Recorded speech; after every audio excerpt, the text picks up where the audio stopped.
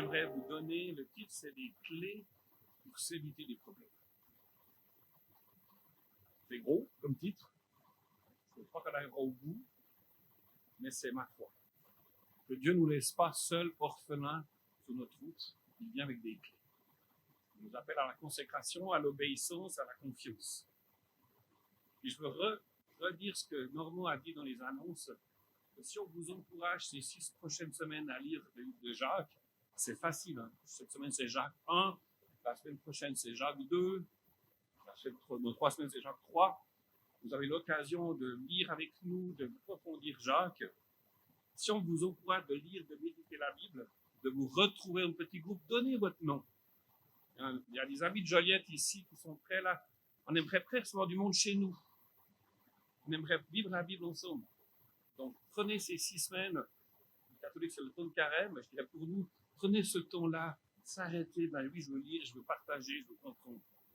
Si on vous encourage à faire cela, c'est qu'on est témoin convaincu que la Bible apporte guérison. Que la Bible apporte paix, un sens à la vie. Parce que lire la Bible, c'est notre thème de l'année, simple, vivante et efficace, lire la Bible, c'est le objectif principal, c'est de connaître Dieu, de mieux le connaître. Et plus on connaît Dieu, plus on apprécie d'être ses enfants. Parce que Dieu le découvre. Amour, pardon, grâce, rachet, au secours, etc., etc. Ça fait du bien. Et Dieu donne la sécurité. Dieu donne le sens d'appartenance. Cette semaine, ma femme travaillait à la Saint-Valentin. Je lui ai dit, mais est-ce que tu me permets d'aller à Montréal? Il y a des femmes qui sont en maison de transition, qui est à la prison de Joliette, qui sont seules. Est-ce que je peux aller les rencontrer? Mais bien sûr, je te fais confiance. Alors, je suis allé, puis j'ai pu sortir. On m'a donné l'autorisation d'aller dans un restaurant. J'ai invité des bénévoles d'autres églises. On était 8-10 personnes dans ce restaurant. Puis là, avec les bénévoles des églises de Montréal et moi, on racontait qu'est-ce que l'Église nous apporte. Qu'est-ce que l'Église, au travers de Dieu, nous apporte le sens de la fraternité, le sens des relations, le sens de l'appartenance, parce que Dieu nous aime. Vous aurez dû voir ces femmes qui l'ouvraient. Après, j'ai lu 1 Corinthiens 13, bien sûr, à la Saint-Valentin. Leur faire découvrir l'amour, qu'est-ce que c'est, le cœur de Dieu. Bon, on a fini la soirée main dans la main, prions. Mon nom Dieu, mais viens, révèle-toi. Parce que Dieu veut s'impliquer dans nos vies. Plus je lis la Bible, plus je me découvre que la mort et la résurrection de Jésus nous fait découvrir la grâce de Dieu. Dieu n'est pas resté au ciel, le paradis loin quelque part, je regarde, oh, ça va mal. Il détourne, non, il s'implique. Il s'implique en envoyant son Fils. En envoyant son Fils, ça veut dire quoi? Ça veut dire qu'on a de la valeur. Chacun, on a de la valeur. On est important. La Bible nous donne des clés pour la réussite de notre couple, pour notre épanouissement de notre travail, pour des relations saines les uns avec les autres, pour la gestion de nos finances. Et quand ça ne va pas dans nos épreuves, de nos inquiétudes, de nos échecs, de nos crises, la Bible elle nous propose des solutions dignes de confiance, des clés pour s'éviter des problèmes. Mieux connaître Dieu, mes amis, c'est mieux vivre. Et mettre la Bible en pratique, ça évite bien des problèmes. Et je vais en parler. Donc Jacques, qu'on va lire, c'est probablement le plus vieil écrit du Nouveau Testament. On est dans les années 45-50 après Jésus-Christ. Donc ça fait 15 ans que Jésus est ressuscité. Jacques, dans toute son épître, il a vu ses amis être dispersés. Il a vu ses amis s'enfuir de Jérusalem à cause de la persécution et leur écrit. Il les encourage à s'aligner à la volonté de Dieu, à se consacrer, à honorer Dieu dans les actions quotidiennes, même si on ne comprend pas tout ce qui arrive. Alors, je vais répéter un petit peu l'excellente introduction de Lise, parce que des fois, on écoute une femme. Jésus dit toujours en vérité, donc il faut répéter. Je vais le répéter. Jacques 1, verset 1, de la part de Jacques, serviteur de Dieu et du Seigneur Jésus-Christ, aux 12 tribus dispersées, salut. C'est qui Jacques? Parce que se présenter comme ça, seulement avec son prénom, ça veut dire que tout le monde le connaît. Il a une grande autorité. Puis Jacques, il est mentionné, il y a 3 Jacques dans le Nouveau Testament. Donc, il y a Jacques, le frère de Jean, qui est un des 12 apôtres, mais lui, il a été décapité, mort par Hérode. Donc, c'est pas lui. Il y en a un autre, c'est Jacques, le fils d'Alphée. C'est aussi un autre disciple, mais lui, on entend juste là qu'il est disciple, après on entend plus parler de lui. Puis il y a le troisième Jacques, celui qui Lise a parlé, le frère de Jésus, qui pour moi, qui est l'auteur aussi. Alors, voilà les 3 versets qu'on parle de lui. N'est-il pas le fils du charpentier? On parle de Jésus, là. N'est-ce pas Marie qui est sa mère? Jacques, Joseph, Simon, Jude, ne sont-ils pas ses frères?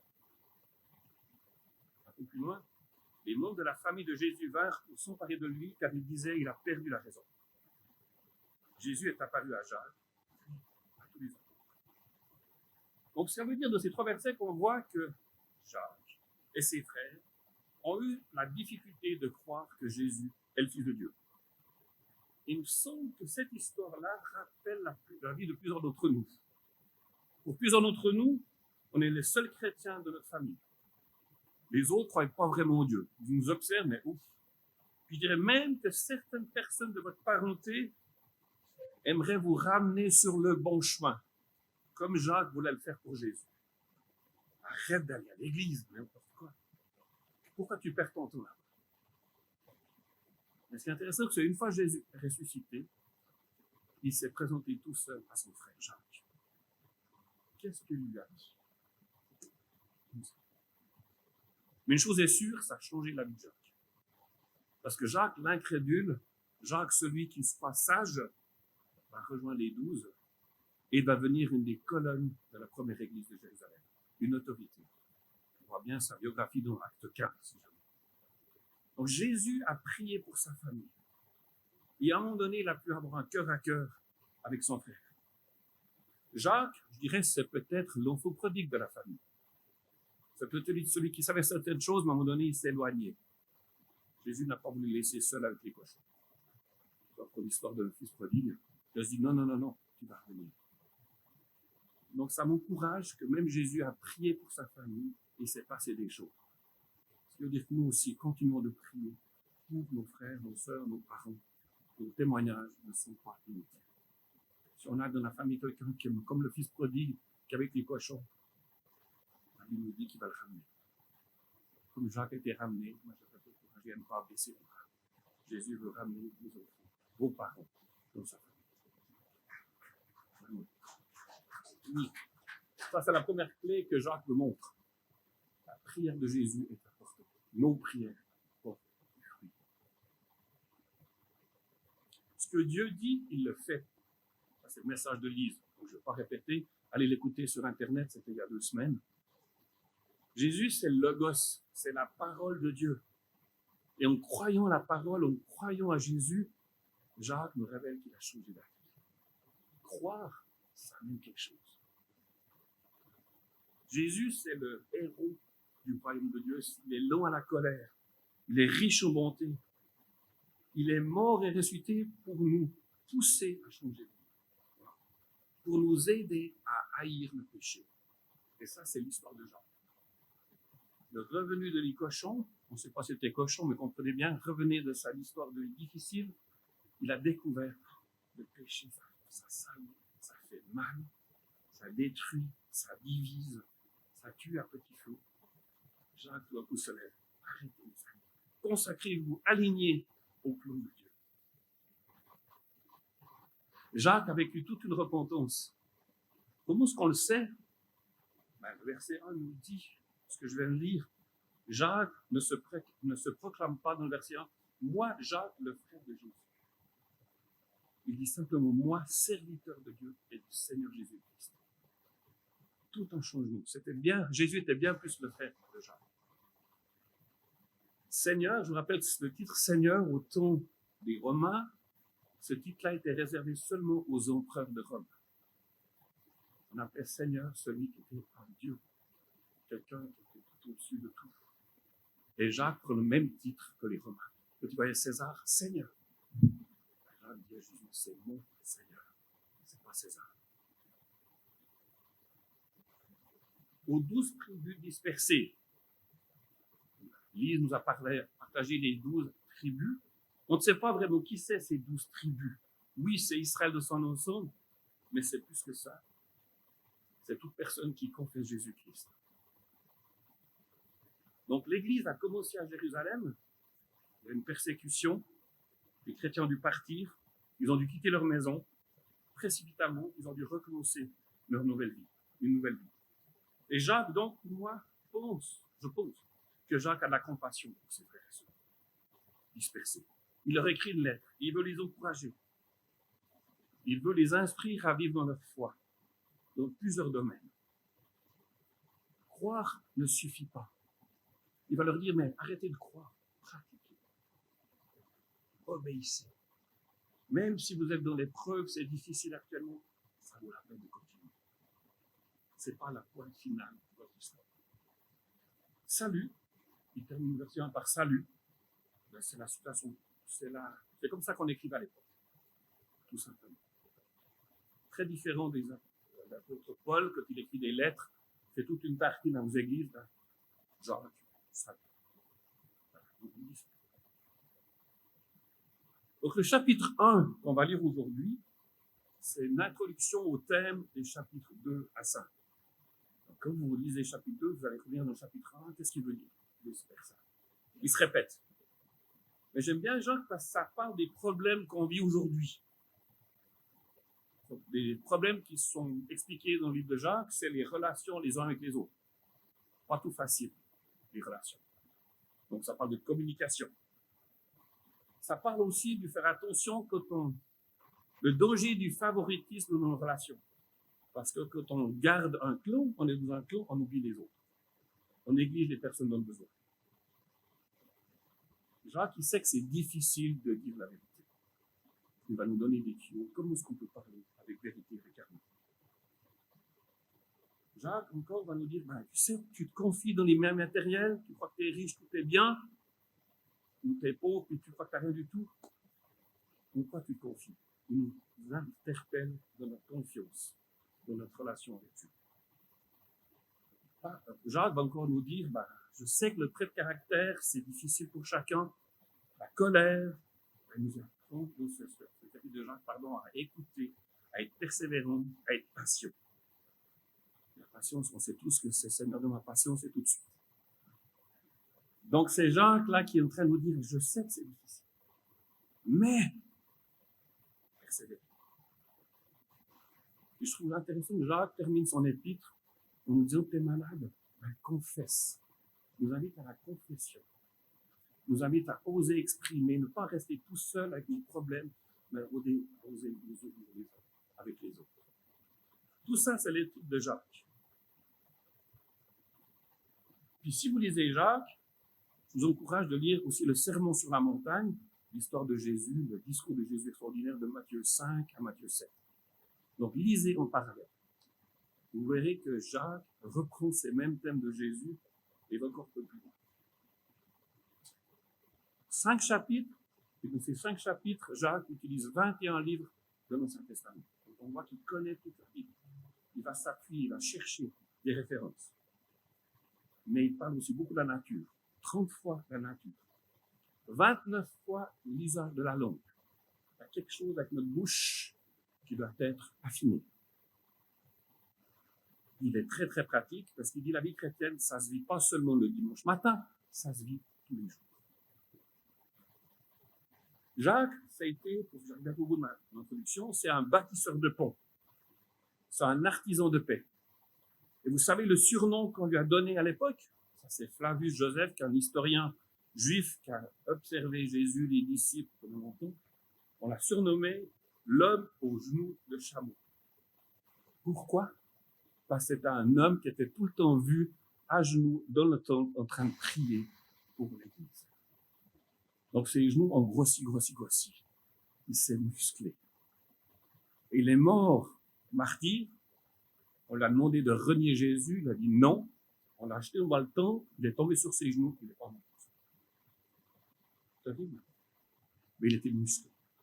Musclé par la prière. Un homme, je dirais que quand on lit son épître, il faut dire, il y a un homme qui est à genoux en train de prier pour que Dieu transforme la vie. Un homme qui crie à Dieu, enlève le péché, enlève la méchanceté. Je veux qu'il te découvre. Jacques est prêt pour vivre le réveil. Il nous interpelle.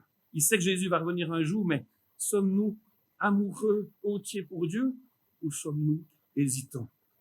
Jacques est à genoux. Il crie à Dieu pour chacun d'entre nous. Il croit vraiment que des vies passionnées pour Jésus, que des vies qui s'alignent au plan de Dieu, que des vies qui mettent en pratique la parole de Dieu vont amener le ciel sur la terre. Il y a quelque chose, quand vous priez, quand vous vous alignez avec Dieu, il y a quelque chose qui change dans le quotidien. Et vivre le ciel sur la terre, pour moi, c'est fini le peur. C'est fini la maladie, c'est fini la confusion, c'est fini le rejet, c'est fini les dépendances. Parce qu'on est rencontré par Dieu. On peut marcher avec assurance. Vous avez compris que ça fait 15 minutes que je vous parle, 2 pages de notes, j'ai juste lu le verset 1, il y a 26 versets, vous avez eu du temps ce matin. À quelle heure voulez-vous manger? On va lire simplement ensemble Jacques 1, puis je parlerai après de certains versets, je ne peux pas tout le dire.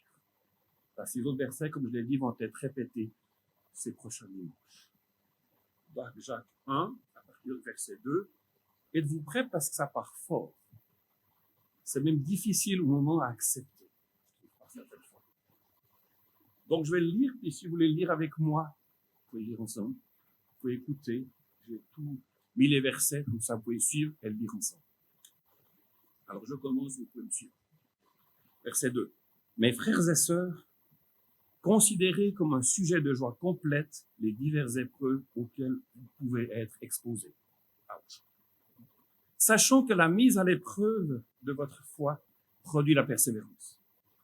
Mais il faut que la persévérance accomplisse parfaitement sa tâche, afin que vous soyez parfaitement qualifiés, sans défaut. Il ne vous manque de rien. Si l'un de vous manque de sagesse, il la demande à Dieu, qui donne à tous simplement sans faire de reproches, et elle lui sera donnée. Mais qu'il la demande avec foi, sans douter, car celui qui doute ressemble aux vagues de la mer que le vent soulève et agite de tous côtés. Qu'un tel homme ne s'imagine pas qu'il recevra quelque chose du Seigneur. C'est un homme partagé, instable dans toute sa conduite. Que le frère de condition humble tire fierté de son élévation. Que le riche, au contraire, se montre fier de son abaissement, car lui paraîtra comme la fleur de l'herbe. Je précise que Jacques n'est pas contre les riches. Il est contre celui qui se confie au Seigneur. Le soleil se lève avec son ardente chaleur. Il dessèche l'herbe, sa fleur tombe et toute sa beauté s'évanouit. De même, le riche se flétrira dans ses entreprises. Heureux l'homme qui tient bon face à la tentation, car après avoir fait ses preuves, il recevra la couronne de vie que le Seigneur a promise à ceux qui l'aiment. Que personne, lorsqu'il est tenté, ne dise « c'est Dieu qui me tente », car Dieu ne peut pas être tenté par le mal et il ne tente lui-même personne. Mais chacun est tenté quand il est attiré et entraîné par ses propres désirs. Puis le désir, lorsqu'il est encouragé, donne naissance au péché, et le péché, parvenu à son plein développement, a pour fruit la mort. Ne vous y trompez pas, mes frères, sœurs bien-aimés. Tout bienfait, tout don parfait vient d'en haut. Il descend du Père des Lumières, dont il n'y a ni changement, ni l'ombre d'une variation. Conformément à sa volonté, il nous a donné la vie par la parole de vérité, afin que nous soyons en quelque sorte les premiers de ces créatures.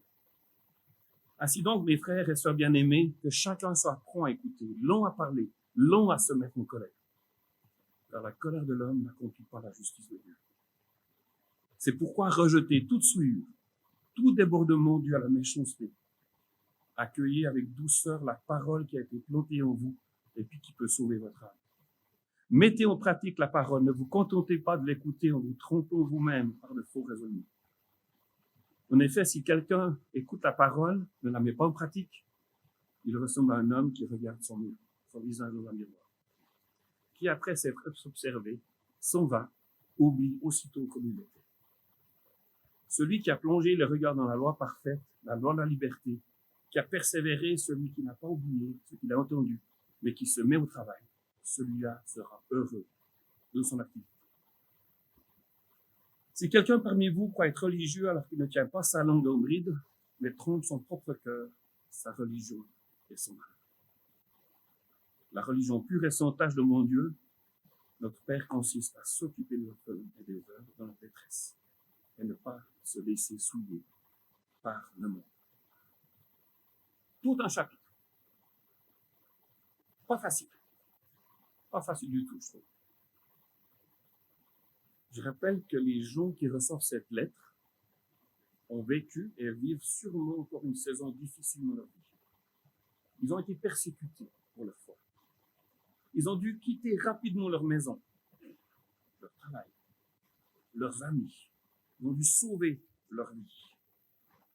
Et certainement qu'ils sont ébranlés dans leur foi. Mais qu'est-ce qui se passe?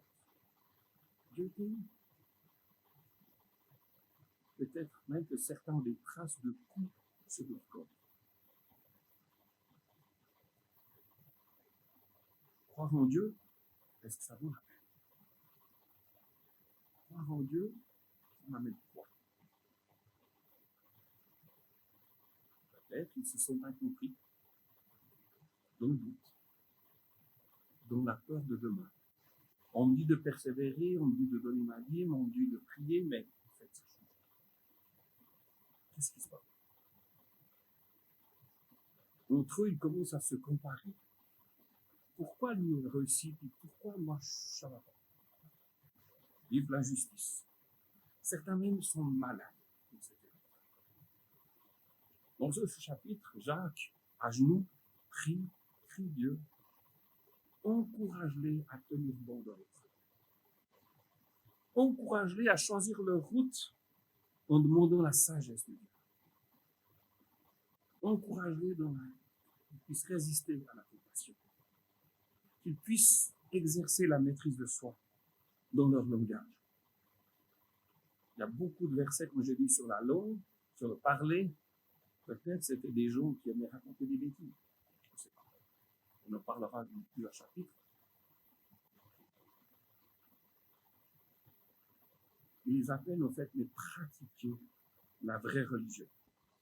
Il leur dit en fait que vos bottines suivent vos babines. C'est ça qu'il essaie de leur dire. Soyez cohérents, soyez intègres dans ce que vous vivez et ce que vous faites. Qu'est-ce qu'il y a dans votre cœur? J'arrive au verset. Mes frères et sœurs, considérez comme un sujet de joie complète les diverses épreuves auxquelles vous pouvez être exposés. Jacques, tu veux que je sois dans la joie parce que je viens tout perdre? Jacques, as-tu vraiment compris ce que je suis en train de vivre? Je viens de vivre un licenciement. J'ai la difficulté à payer mon loyer. Je suis régulièrement mis de côté parce que je ne suis pas un homme blanc. Je suis méprisé parce que je ne peux pas obtenir ce poste de travail parce que je suis une femme. J'attends depuis de longs mois, voire de longues années, l'opération de mon genou. Comment est-ce que tu veux que je me réjouisse de l'être? Qu'est-ce que Jacques veut nous dire? Je ne crois pas que Jacques veut qu'on cache nos difficultés. Il ne veut pas qu'on cache nos cris sous le tapis, puis arriver le dimanche matin avec un beau sourire. Tout va bien. On sait que Jésus est venu guérir les cœurs brisés. On sait que Jésus vient nous réconcilier, nous permettre de nous tenir debout et non avec le dos courbé. En fait, Jacques, dans tout ce chapitre-là, il nous dit, il prie pour qu'on s'aligne, qu'on aligne nos vies à qui est Dieu, et non sur nos échecs, sur nos épreuves, sur nos doutes, sur nos peurs. Je pense que le verset clé dans ce chapitre, c'est mon interprétation, c'est le verset 17. C'est comme un fondement dans tout ce qui nous arrive. Tout bienfait, tout don parfait viennent d'en haut. Ils descendent du Père des Lumières en qui il n'y a ni changement, ni l'ombre d'une variation. Le bienfait de Dieu, c'est pas réservé à une élite, à ceux qui prient 24 heures sur 24. Le don parfait vient à notre rencontre. C'est extraordinaire. Dieu n'a ni ombre de changement, n'a ni changement, ni ombre de variation. Dieu n'est pas comme le soleil qui tourne. Il n'est pas comme nos vies qui sont des fois comme des montagnes russes. Alors Dieu est comment? Il se met en mouvement. Il veut nous mettre en relation avec Dieu le Père. Vous savez, plusieurs d'entre vous, je crois, le savent, que je suis arrivé au Québec à la suite de la perte de mon travail en Suisse il y a 20 ans. De notre agenda familial, c'était prévu une école de 6 mois avec Jeunesse en Mission. Tout le reste, un flou total. Et quand je suis arrivé à Benham, ce verset, tout bien fait, tout don parfait vient de haut. Il descend du Père des Lumières en qui il n'y a ni changement, ni l'ombre d'une variation. Il était posé en grand sous mon lit. J'arrive en classe, ce verset était écrit dans mon petit cahier que je recevais pour l'école. En arrivant au Québec, ma chère Patty, ma femme avait un sport préféré, le soccer. Je m'explique. Elle souffrait du syndrome de la jambe sans repos. Et j'étais régulièrement pris la nuit comme son ballon de soccer préféré. Les nuits étaient difficiles. Patty, quand elle s'asseyait, ça partait. Quand elle se couchait, j'avais l'impression d'être vraiment bordée. Elle souffrait. Et moi, je trouvais drôle de me retrouver par terre. Alban, le médecin qu'on avait vu en juin, Alban va mieux. J'aimerais vous dire, chers parents, qu'Alban a besoin d'une routine. S'il vous plaît, essayez de vous tenir prochainement très tranquille pour les prochaines années. Alban a besoin de stabilité parce que tout changement va le faire retarder dans son comportement. 3 mois plus tard, on est dans la vie. De la folie ou de la foi. Je vous dis un peu ce qui est monté en moi à cette époque-là. Dieu, j'ai envie de t'obéir. J'ai l'impression que tu m'attends au Québec pour 6 mois, mais dans tout ce que j'entends, je lâche prise. J'ai une confiance en toi, mais en même temps une peur de l'inconnu. Une incertitude et en même temps un besoin de guérison. Une joie de partir dans une aventure. Mais qu'est-ce qui va m'arriver? Un peu tout ça qui était en moi. Et j'arrive, je vois ce verset. Dieu, tout bien fait, tout don parfait vient de vous. Ben, les changements, Seigneur, je l'ai dit. J'arrive dans un autre contexte. Ça parle français, mais un drôle d'accent. En parenthèse, quand je suis allé en Suisse il y a 3 semaines, ils m'ont dit, t'as vraiment pris l'accent québécois, là. Soit ils étaient sourds, soit ils étaient gentils. Je sais. Ouais.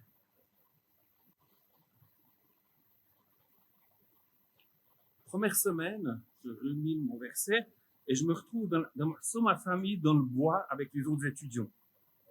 Je suis perdu dans cette forêt. Moi, j'aime la forêt, mais là, je reconnais rien. Je suis là. Tout changement. Oui, je l'ai dit. Et dans ce bois, on me bande les yeux. Mon leader me dit, Laurent, tu seras aveugle pendant un certain moment. Pas tout seul, mais tu as 4 de tes amis qui seront aussi aveugles. Moi, je vois clair. Vous êtes 5 à avoir les yeux bandés.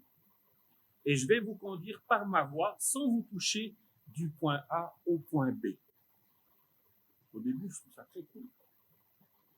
Le petit Laurent a grandi depuis un petit peu, très indépendant. Écoute la voix à peine. J'écoute la voix, donc j'avance. Et je découvre que les arbres sont petits et que je reçois des branches dans ma tête. Je suis aveugle et je vois rien et ça fait mal. Mais je rigole, puis pire, et tout ça, comme si je n'ai pas compris, je reste fermé à la voix qui me conseille et je me retrouve les pieds dans l'eau parce que j'ai traversé la rivière sans l'écouter. En octobre, je découvre que c'est déjà froid au Québec. Enfin, je m'arrête, j'écoute la voix qui me conseille. Vous savez quoi? Cette voix, elle était douce. Cette voix, elle était bienveillante. Cette voix, elle était encourageante. Et je suis très bien arrivé au point B. Pourquoi? Parce que donc, les 4 autres m'ont attendu. Les 4 autres, vous n'avez pas le droit de parler, mais ils ont attendu que le guide me guide vers les 4 autres et m'ont donné la main. Parce qu'ils ont eu confiance plus vite que moi dans la voie qui les rassurait, qui les guidait. Puis la nuit, parce que j'étais toujours dans le bois avec mon équipe, je ne sais pas ce qui allait m'arriver dessus. J'étais réveillé, j'avais froid, parce que les pieds mouillés, je vivais les conséquences de ma désobéissance, hein, mon indépendance, et je refais une lecture de ce qui vient de m'arriver. Et c'est comme si j'entends cette voix, Laurent, me fais-tu confiance pour ton avenir? Je vois que tu t'inquiètes pour ton mari, comme mari, comme père de famille. Ici, tu es complètement hors de ta zone de confort. Tu es dans l'incertitude totale. Mais me connais-tu vraiment? Moi, je ne change pas. Toi, tes circonstances ont changé, mais moi, je suis le même. Me connais-tu? C'est comme s'il me dit, mais je sais que tu cherches des solutions. Tu en as une, c'est que tu as un billet d'avion pour tourner en Suisse le 1er mars. À part ça, tu ne sais rien d'autre. Heureusement qu'il ne m'a pas dit à ce moment-là que ton billet d'avion, tu vas l'annuler. Je ne pense pas que j'aurais pu écouter ça. Tu as vécu de gros changements, moi je reste le même. Je ne change pas. Et je me vois encore dans ce lit, dans ce bois. Je ne sais pas si je peur de froid ou peur d'émotion ou de rencontre. Mais en tout cas, je dis, ah Dieu, je te fais confiance. Vous savez quoi? Dieu n'a pas plié avec le poids de mes peurs. Il m'a apprivoisé. Il m'a rassuré, il a pris en main ma situation. Il a appris à me laisser aimer, mais surtout il a donné la patience à mes responsables. Mes frères et sœurs, considérez comme un sujet de joie complète les diverses épreuves auxquelles vous pouvez être exposés. Jacques, en fait, nous parle ici, mais les épreuves, les difficultés, il y en aura toujours. Il y en aura là. Ça va arriver. La tempête et parfois le vent violent vont arriver un jour à l'autre. Et Jacques nous dit dans ce chapitre, mais réfléchis sur quoi tu construis. Sur quoi tu construis ta vie quand tout va bien. Sur comment on se prépare pour les temps difficiles. Jacques ne veut pas qu'on mette notre focus, notre énergie sur ce qui pourrait nous arriver. Ça, c'est vivre dans la peur. C'est pas être libre. Aïe, aïe, aïe, aïe, qu'est-ce qui arrive? Jacques, il ne veut pas non plus qu'on prenne plaisir dans nos épreuves. Il dit de ressentir une joie complète. Alors, qu'est-ce qu'il nous dit? Souffrir pour plaisir, c'est pas le cœur de Dieu. C'est la mise à l'épreuve de notre foi qui produit la persévérance. C'est notre foi qui est éprouvée. Et la foi, elle vient d'où? De ce qu'on entend. Et ce qu'on entend vient de la parole de Dieu. Et plus j'ai la parole de Dieu, je le dis, plus je connais Dieu qui se soucie de moi, qui se soucie de chacun d'entre nous, de notre situation, qui a le bras bien assez long pour venir nous chercher quand c'est difficile, qui sait nos pères de désert, qui entend nos cris jour et nuit pour nos enfants qui sont avec les cochons. Persévérer donne le courage d'avancer. Ce qui m'a fait venir au Québec, c'était pas une fuite. C'était un besoin de mon épreuve de m'arrêter. Dieu, je sais plus où tu es. Je sais même plus qui tu es vraiment. J'avais besoin que Dieu me prenne en main. Qu'il prenne en main ma cause, d'accueillir sa justice, de me laisser reprendre aussi avec amour, de muscler ma foi, de mieux connaître Dieu. On a tous vu probablement cette image du berger, du mouton, que Jésus porte autour de ses épaules. Et on pense tous que cette histoire, c'est Jésus qui a trouvé ce petit agneau qui était perdu et qu'il a été le chercher. Puis c'est vrai que Jésus vient à notre secours. C'est vrai que quand on prie, Jésus se détourne pour venir à notre rencontre. C'est vrai que Jésus prend à cœur notre situation. Mais il y a une autre explication. Elle est un peu plus dure.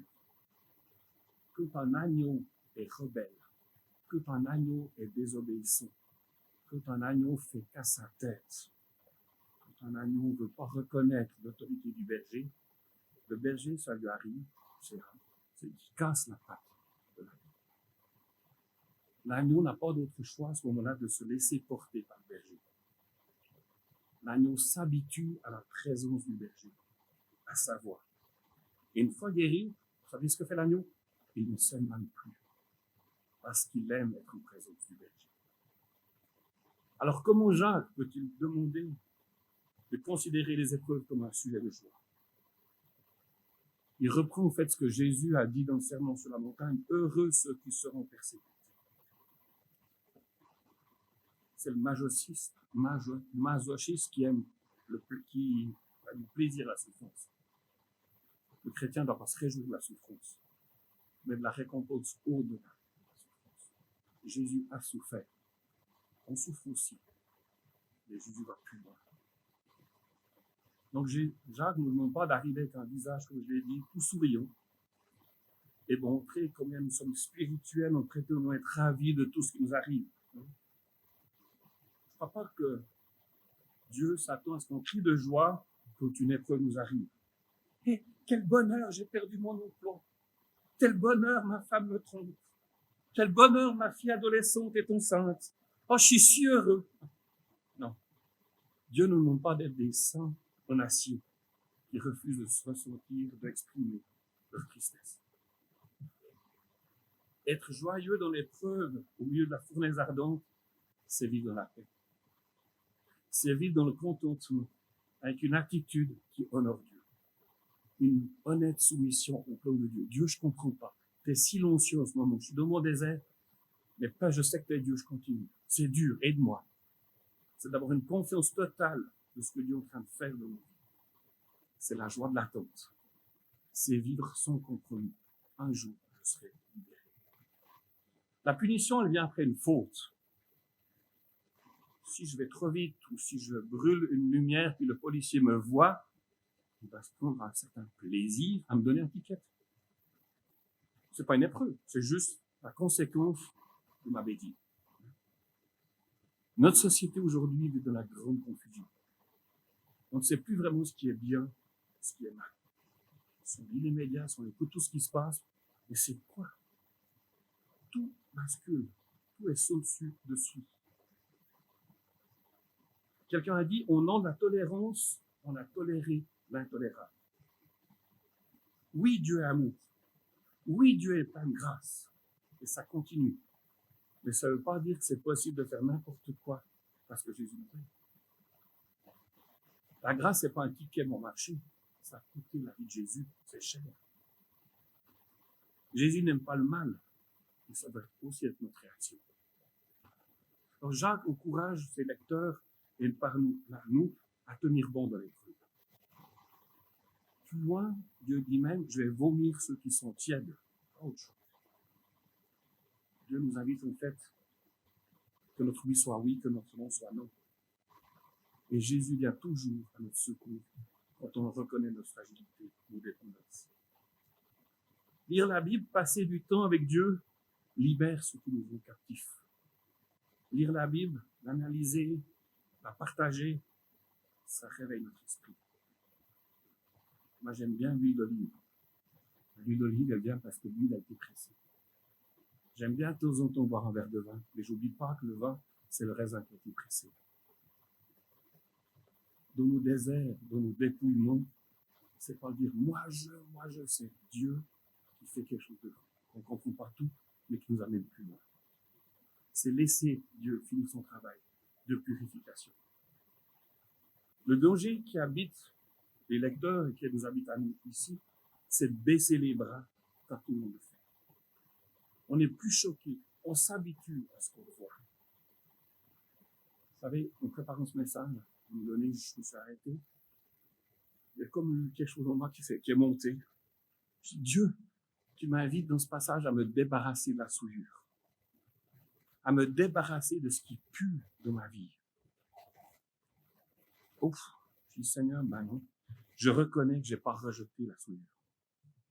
Face à la tentation, au lieu de dire non, de fermer mon écran, par exemple, j'ai préféré continuer de regarder quelque chose que je ne veux pas regarder. Etc. Ça m'a choqué au début. J'étais même pas mal à l'aise. J'ai aimé le péché. J'étais là, oh, quelle horreur. Qu'est-ce que je suis en train de faire? Alors, au lieu de culpabiliser, au lieu de chercher des excuses, des fausses excuses pour me justifier, j'ai avoué à Dieu l'état de mon cœur. J'ai laissé Dieu sa joie de transformer mon cœur. J'ai accepté le rayon laser de Dieu. Il m'aime trop pour me laisser seul avec une cochon. Ça, c'est le cœur de Dieu. Quand on est dans le bourbier, quand ça pue, Dieu nous dit, débarrasse-toi, mais je viens jusque là. Tout seul, tu ne vas pas y arriver. Mais j'ai quelque chose d'autre pour toi. Il prépare l'Église pour les noces de l'agneau. Elles vont arriver un jour avec Jésus. Dieu veut chercher une Église belle, sans tache. C'est nous. Alors, c'est quoi les tâches que j'ai? Dieu veut nous sortir de tout ça. Mesdames, je m'adresse à vous, quand vous allez chez l'esthéticienne pour vous faire belle, vous m'impressionnez. Vous m'impressionnez de ouch. Ouch. Vous arrachez les poils. Ou trop. Ben, c'est ce que Dieu dit, fameux. Viens vers moi. Je vais tirer des choses, ça va faire mal, mais c'est pour te libérer. C'est pour te rendre beau selon mon cœur. Alors, dans ce chapitre, on voit que Dieu nettoie nos vases, nos cœurs, notre caractère, nos paroles, pour que nous puissions déverser l'amour de Dieu sur les personnes qui nous entourent. Et j'arrive au bout. La religion pure et sautage de mon Dieu, notre Père, consiste à s'occuper des orphelins, des veuves dans leur détresse, et à ne pas laisser se souiller, à ne pas laisser souiller par le monde. Marie-Pascale et Sylvain, avec qui j'ai partagé cette semaine, avancent de leur mission au Mexique. Ils ont pu acheter des ordinateurs. Ils ont pu obtenir l'autorisation de créer des jardins qui vont nourrir pendant 4 mois ces enfants dans le dépotoir. Ils s'occupent des orphelins, des veuves qui crient dans leur détresse. Voilà les clés de ce matin que je voulais vous partager. Des clés pour, je dirais, s'éviter les problèmes. Alors pour cette semaine, je nous encourage de chercher à nous débarrasser de ce qui nous souille. Seigneur, est-ce qu'il y a des compromis? Est-ce qu'il y a des choses où j'ai baissé les bras? Est-ce qu'il y a des choses que je n'ai pas obéi? Est-ce qu'il y a des choses où je me suis laissé aller? De prier avec une personne, de vous rassembler, de lire la Bible, d'être ouvert, de refuser d'être tiède et de prendre soin de celles et ceux qui sont dans la détresse. Seigneur, Jacques nous interpelle, nous fait réfléchir, viens me chercher en tout cas moi. Seigneur, notre désir ici, c'est nous aligner à ton cœur. C'est obéir à ta parole. C'est d'être persévérant dans l'épreuve. C'est de savoir que ce qui nous arrive, c'est pas la fin, mais toi, tu es au-dessus et tu viens. Alors, Seigneur, on a besoin de toi, j'ai besoin de toi. Tout don parfait vient de nous, tu ne changes pas. Alors, donne-nous de savoir, apprendre à mieux te connaître. Parce que toi, tu viens à notre secours. Merci de nous recevoir à ta table. Alors qu'on est peut-être honteux, qu'on est mal, on peut venir vers toi, on peut prendre ce pain et ce vin avec « Wow, Seigneur, merci, parce que tu as payé le prix, parce que tu veux m'avoir avec toi. » Merci pour la prière de Jacques à genoux. Donne-nous de persévérer encore cette semaine aussi pour ceux qui souffrent autour de nous. De persévérer, de nous attendre à toi. Merci, Jésus. Amen.